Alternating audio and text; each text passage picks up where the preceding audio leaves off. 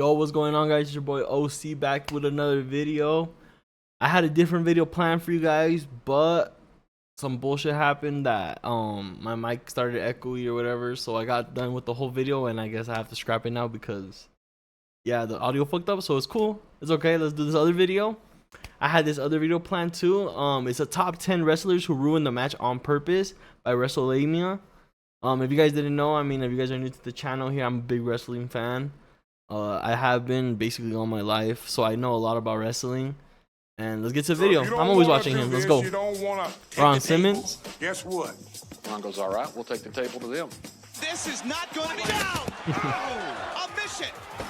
Bro, these guys would just fucking fuck up everyone. Scripted, but that doesn't mean that every match goes according to Bro, plan. like, just Whether kick them in the head, frustration, bro. disrespect, or just pure rebellion. Oh yeah, we all know about wrestlers Randy. have taken upon Stupid. themselves to throw the script right out of the window, sabotaging matches live in front of stunned fans and furious promoters. Join us now as WrestleMania looks at 10 wrestlers. I probably know most of ruined these. the I'm not match gonna lie. on So let's see. purpose. Be sure to subscribe and hit that notification bell for Maybe daily unless it's like a wrestling recent videos one in and the follow last us like on 4 Facebook years, for 3 years, exclusive maybe. links. Also check it out I haven't been videos on kept up like WrestleMania that. I usually XL. keep up just Number with like one, YouTube. Owen Hart and Mick Foley. Did you know that Owen Hart and Mick Foley had a negative 5-star classic? Well, actually, they tried to, but failed spectacularly. Mick Foley revealed in his first book, Have a Nice Day, that he and Owen Hart heard that wrestling... Bro, the things that Mick Foley has done, like, it's crazy. I remember I was watching a video last time and just seeing like everything he went through, like everything he would put his body through, like it's just crazy. Like, that's why he's a newsletter legend. publisher Dave Meltzer was in attendance for a house show in San Jose and decided to rib the journalist by having the worst match ever. Now, could you imagine Mick Foley and Owen Hart having a terrible match? Well, these guys could wrestle a broomstick and make it look good, but Owen Hart was known as the King of Ribs, and the former Intercontinental Champion played plenty of light-hearted jokes backstage, such as convincing Ahmed Johnson that he was going to be on The Tonight Show, to taking Yokozuna to Toilet City by giving him laxatives on a plane. But both men Bro, were that's down so for the fucked plan, up. and so Oh, was shit, Stone hold Cold up, Steve guys. Austin. Let me fix the camera. Fix the camera. There you go. Let's go back to the video. Let's go back. Who was the special bad, enforcer guys, of the my bad. match. Now, unfortunately, there's no footage of the match itself, but reportedly, Owen Hart and Mick Foley oversold every single move. There was even a ridiculous spot of Owen and Mick Foley hitting each other with popcorn bags, and Owen even did popcorn angels during the match. Dave Meltzer didn't I know have a Vince was single fucking clue pissed. what was going on, but unfortunately for Foley and Hart, the wrestling journalist was quite entertained by their antics and didn't think that the match was anything close to a negative 5-star match. So here's the thing. Like, I didn't know that they were doing this. I did watch the match and go, they took bags of popcorn and they would hit each other with bags of popcorn and sell it like crazy. And it was absolutely preposterous. But it also got over. And also, even Bro, those guys trying to be popcorn? bad, Exactly. like, they were Who still, the fuck is it doing really that, wasn't bro? Who's like what I would believing call that shit? bad. It was a ridiculous It's just match. funny, You though. know, it was like watching two guys do a comedy match, but they're Oh talented my guys. God, that's like, crazy. It really wasn't anything resembling like a negative star horrible match. It was a comedy match that got over. It got over with the crowd. It's a shame that this Oh, match will man. never be seen by the masses because it sounds like a good time, even if this was trying to be the worst match ever.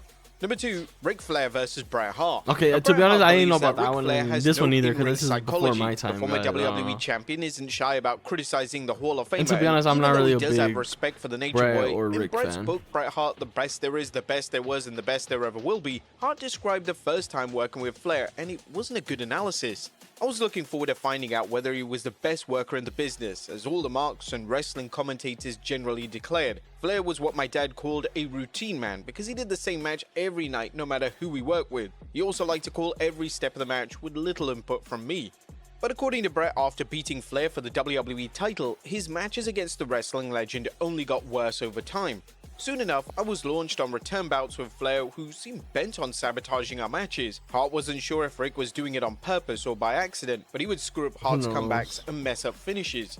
I began to Who knows? refer You to know, Rick's back in the ring day, style as everyone used to full-blast, think non-stop differently. They used to, non-psychology. He made things up on the like, mess spot with and each did other, them you whether know they what I mean? made Try sense to or make not. each other As a look bad. technician, Flair was one of the best, but I was baffled by how little he really knew about building a great match, and was baffled by how this went undetected by fans and sheet writers who continued to worship him. But this issue with Hart and That's just Flair how it was is, guys. I one-sided, mean, as it's the not- former world champion It's didn't not think always Bret the was best a great wrestler. You don't see wrestler that Shelton many Benjamin fans over felt he here, was. Personally, I WWE never saw champion. dollar He's a signs great on Bret athlete, you Hart. know, He was but a it's good, not just sound, about. physical There's a lot wrestler, that goes but into with limited wrestling. It's charisma and crazy. interview skills. And I He mean, could also be sometimes president just of like his own Rick, fan like club. you just are Bret that truly guy that thought gets he pushed. was You the know what I best mean? technical wrestler who ever lived, and he was stuck in a routine that he refused to break. Every well-known wrestler has patented things that he does in his matches, but you can still entertain your fans by putting those things in different spots or doing them in different ways. If I tried adding things to Bret's comeback, like hitting him with a chop, he couldn't stand it. It had to be in rotation. Don't get me wrong, Bret could Maybe have just a because he knew tremendous it match worked, when it so really counted. he didn't want to risk Day-to-day, nothing. I found him Especially to be back in the day, I'm inflexible. telling you, people Now, just it's clear used to that be both so... men weren't They fans wanted of their one another. spot. Bret and Ric Flair have been taking pot shots at one another ever since the early 90s. Bret has publicly called Flair overrated. However, he thinks that a reported incident before him and Flair behind the scenes resulted in the Hall of Famer trying to sabotage him. Bret was frustrated Flair is overrated, I'm not gonna lie. with a series of bad I don't know matches he was how- I having don't know how against people Flair, like him so he like went to that. talk to Vince about it. Vince reportedly told Bret Hart to speak up because he was in charge now. So Bret did and said something on the lines of, "I'm champ now." That was in front of the entire locker room, and Bret feels that Flair never forgot about that moment.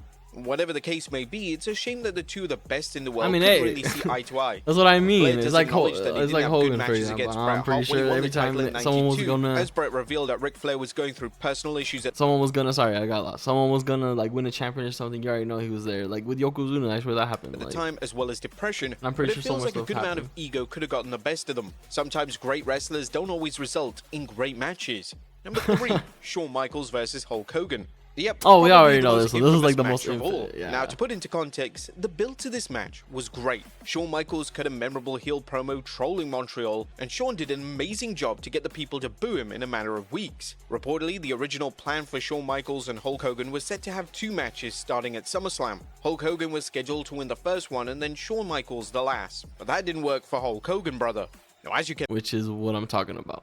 imagine, Shawn wasn't thrilled about that. There was no exact reasoning why Hogan opted out to doing multiple matches with Michaels, but the former WWE Because Hogan never wanted to look bad, bro. It's crazy. champion is known for his selfishness and refusal to put others over. He notably refused to put over Hart, Jeff Jarrett, Randy Orton, and the Ultimate That's Warrior crazy. at Halloween Havoc. The excuse he gave for not wanting to do a second match was that he was injured, but Michaels likely didn't buy it. At this point, it was too late to change the match, was so injured, instead, yeah, right. Michaels oversold nearly every move possible. Bro, in the this most match is comedic crazy. It's way funny ever. how, like, Hogan popular kept it it is. straight and continued forward with the match as planned, but Michaels' overselling turned a serious match into a comedy act with loads of Bro, I wonder what pratfalls. the people in the Shawn crowd has denied felt, purposely like, what trying the to hell? sabotage the match itself, as Michaels claimed that he sold the same way he did in the 90s. I can't even be a bad guy anymore with people thinking that there's a part of me that's really bad. Even the match itself got blown out of proportion because that confirmed to me that I made the right choice in never trying to be a heel again, because that's the way I sold when I was a heel, and fast forward to 2005, and now that's considered overselling. Now, overall, the match is a mixed bag for everyone. Some fans find it wildly entertaining, and others aren't happy with the overselling. Bro, Hulk you know Hogan fits damn in the well, latter. He was Michaels reportedly did that on pissed about purpose. Michaels overselling, and he felt like the Heartbreak I Kid would went into too. business for If that was himself. the case, if Whatever Hogan, the really, case if may that be, was the case, like Michaels what versus Hogan deal was with like Hogan them like doing the 2 matches, all that stuff, I would have done the same thing. I'm not a gonna lie. match that nobody will ever forget. And I mean, but Michaels too was already bad a big it's for the star wrong at this reasons. point, so Number 4, Dean Ambrose and Brock Lesnar. Now, whether you love him or hate him, Brock Lesnar is one of the best wrestlers in the world. But when the Beast doesn't care about a match, you can easily tell. Oh, yeah. That's where Dean Ambrose versus Brock which this was a big disappointment. I remember this, bro. I remember like they had that segment or that thing where like Ambrose was bringing out all those weapons and shit. And I was like, bro, like they're about to go Lesnar comes in crazy. from WrestleMania 32. Despite some fire promos between Lesnar and Yeah. Ambrose, the build was quite lackluster. Still, fans were intrigued to see what Ambrose and Lesnar could do together. Yeah, It like, turned I out to swear be it was a all this. huge disappointment. Moxley had been voicing his issues about working with Brock, and from his perspective, Lesnar just didn't see any value in their match. Neither did Vince or any of the producers. During an interview with Wade Keller, Moxley went into detail about the complications he had during the build-up. He didn't want to be there. I mean, he put in the, like, in the weeks leading up, I'm like, because this thing is a street fight. It's not like a match you can just call in a ring. It's a street fight at WrestleMania. So we got to get stunts approved, set up. We got to get the right props for table bumps or whatever stuff we're going to do, you know? And, you know, I pitched all this stuff to everybody, all the producers, and I feel like I'm just getting ignored. Because, like, our match wasn't important to any of the producers or writers or Vince. Which is why he left, to be honest. And I mean, I don't blame him. Look what he's doing now in AEW. Look what he did, like, has been doing in AEW. That was a great choice, to be honest. Give me the match, but they didn't give me any help to, like, make it a good angle or, like, make it, like, They a really hotter didn't thing care people about Dean wanna see. Ambrose, to be And, honest. like, Which I don't know why. can They we could have do made this? him a Can we do star, this? too. all these different. Imagine stunts and Seth, stuff. Like, I'm Dean, ready and to Roman die, all being right? like the I'm top dude, stars I'm in ready to take- WWE. Like, I'm ready to take that's the crazy. worst- I'm not trying to put Brock through abuse. I'm trying to take the worst beating in the history of the world. Like, I'm ready to be. I'm like, if he kills me, great. I'll go down as a legend. I was which ready I to believe do him. anything. Everything on AEW But the proves. weeks leading up, Everything you he's know, done the angle's was not crazy. good. Remember that Brock's not even spike, there half the bro? time. Like that They don't do bat. anything interesting. That bat that he did. Moxley Oh, has gone on bro, that shit record was- and called oh. Lesnar lazy. Meanwhile, Brock Lesnar has never talked about the former WWE champion. However, his former advocate Paul Heyman addressed Moxley's comments, and he cited that the former WWE star had attitude problems and dismissed the notion that Brock Lesnar was quote-unquote lazy. Anybody who thinks that Brock Lesnar is lazy is not taking a look at the right circumstance. Come on. Lazy? Lazy got him to an NCAA Division I heavyweight championship.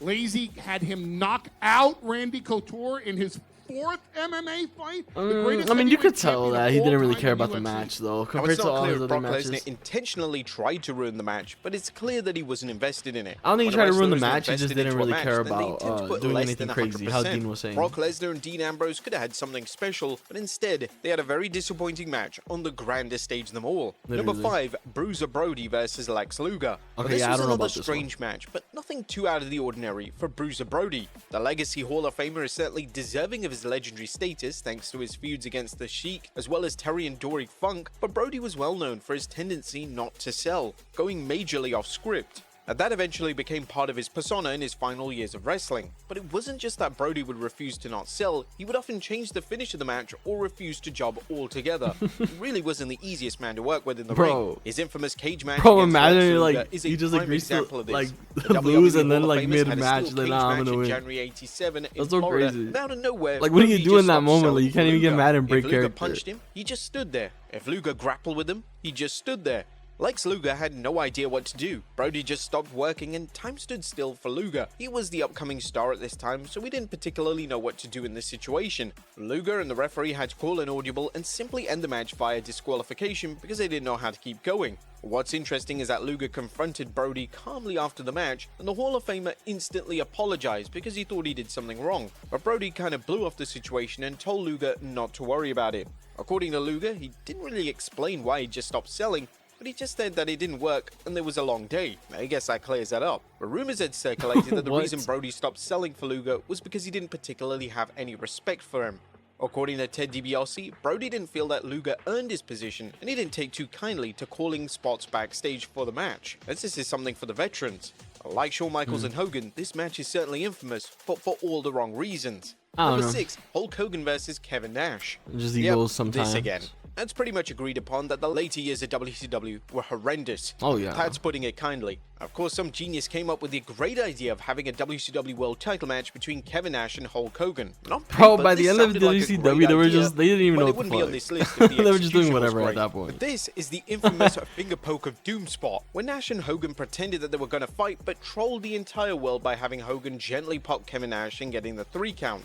Forget David Arquette winning the WCW World Heavyweight title. I'm not gonna This lie, man though, that's made a the good- belt that's a look good completely thing. worthless. Like, that's a good WCW move. tried to save the That's segment what with a heels Goldberg should beatdown, do. but nothing could erase the embarrassing moment that preceded it.